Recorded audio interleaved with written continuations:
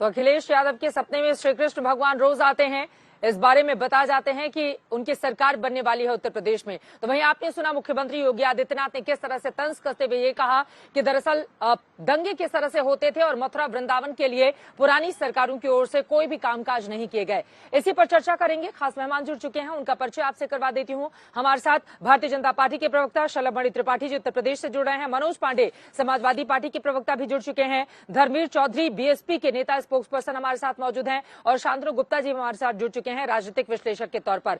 लेकिन अभी खबर है कि धर्मवीर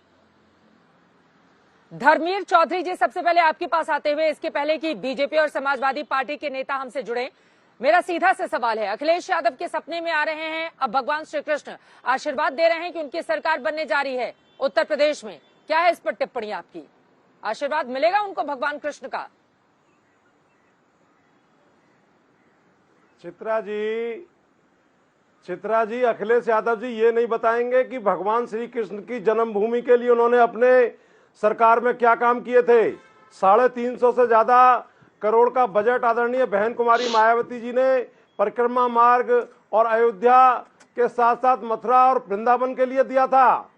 तो ये अखिलेश यादव जी जो कह रहे हैं, ये अब चूंकि इनको लालसा बढ़ गई है सत्ता की, तो ये भगवान का छौंक लगाने से भी नहीं चूक रहे हैं। लेकिन भगवान श्री कृष्ण के वंशज उनसे कह रहे हैं कि आपने तो भगवान राम के वंशजों पर गोली चलवाई थी, तो क्या अब श्री कृष्ण के वंशजों का नंबर है?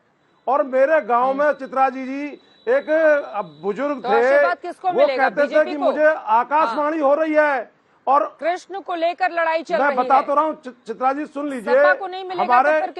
हमारे गांव में एक बुजुर्ग थे, वो कह रहे थे कि जो है मुझे बोले दीजिए। हमारे गांव में एक बुजुर्ग थे, वो कहते थे कि मुझे आकाशवाणी हो रही है, भगवान मेरे सपने में आए हैं। तो पूरा गांव कहता था कि इनका दिमाग चल गया है, ये सठिया गए हैं, इन पर कोई काम नहीं है, इसीलिए ये बार बार आकाशवाणी करते हैं।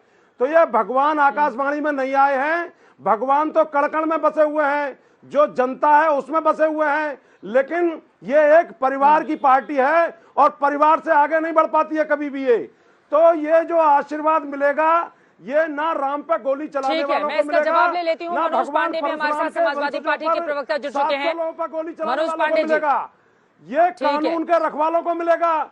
और जो गांव का उदाहरण देते हुए कह रहे हैं कि भगवान जब सपने में आते हैं तो गांव में कहावत है कि सठिया गए हैं ये। ठीक है, अब जवाब सुन लीजिए। ओके, ठीक है। ये रात में सपने आना तो ठीक, लेकिन सपने वास्तव में हकीकत में तब्दील होंगे मनोज पांडे जी? और जो सवाल खड़े किए हैं धर्मवीर जी ने, उस पर भी जवाब दीजिए आप। तो अपने आप जाहिर हो रही है कि जब धर्म की बात कोई दूसरा करता है तो ये लगता है कि उसे नहीं करना चाहिए, तीनों ने पेटेंट करा लिया है। हम इनको पूछना चाहते हैं कि उनके पास कौन सी मशीन है, उसका एड्रेस दीजिए जिसमें ये इधर से डालते हैं अपराधी, उधर से निकलता है साधु बन करके। अगर आज हम बात करें धर्म की, क्या उसके लिए सर्टिफिकेट नीचे लेने की जरूरत है? वेद पुराण शास्त्र हमको पढ़ने के लिए इससे अनुमति लेने की जरूरत पड़ेगी। और मैं समझता हूँ कि देश सबका है, भगवान सबके है, ईश्वर सबके है। इसमें अगर ये समझते हैं कि पेटेंट इन्होंने करा लिया है और पेटेंट कराने के नाम पर ये राजनीति करेंगे, तो ये नहीं चलेगा। ये भारत सबका है, भारत को सबने बनाया है, सभी वर्ग जात धर्म के अगड़े पिछड़े दलित सबने मिल करके बनाया है। अब दिक्कत ये होती है कि जब आदरणीय अखिलेश यादव जी ने ये बात कर दिया तो भारतीय जनता पार्टी को हमें लगता है रियलाइजेशन हो गया। नहीं, ये धर्म का सपना क्यों? देखिए, भगवान कृष्ण का सपना क्यों आ रहा है? मनोज जी सीधा से जवाब दीजिए ना, भगवान कृष्ण सपने में क्यों आ रहे हैं? क्योंकि राम के नाम पर लगातार आप लोग निशाने पर रहते हैं, तो अब लग रहा है कि भगवान कृष्ण का बार बार नाम लो ताकि जो पुराने दाग हैं वो धुल सके। बीजेपी तो यही आरोप लगा रही है। चित्रा जी, यहाँ तक स्वप्न का सवाल है, तो अगर आप देखें तो रामचरित मानस के अब तक जो है अनुच्छेद में लिखा हुआ है स्वप्न के बारे में कि स्वप्न सीता जी को भी आया, स्वप्न दशरथ जी को भी आया। और अगर आप गीता में भी देखें तो गीता के भी श्लोक में ये की गई है कि स्वप्न आता है। अगर स्वप्न हमें आ गया है, इनको नहीं आया स्वप्न, इनको काहे नहीं दिक्कत हो रही, किस चीज को इनको दिक्कत है?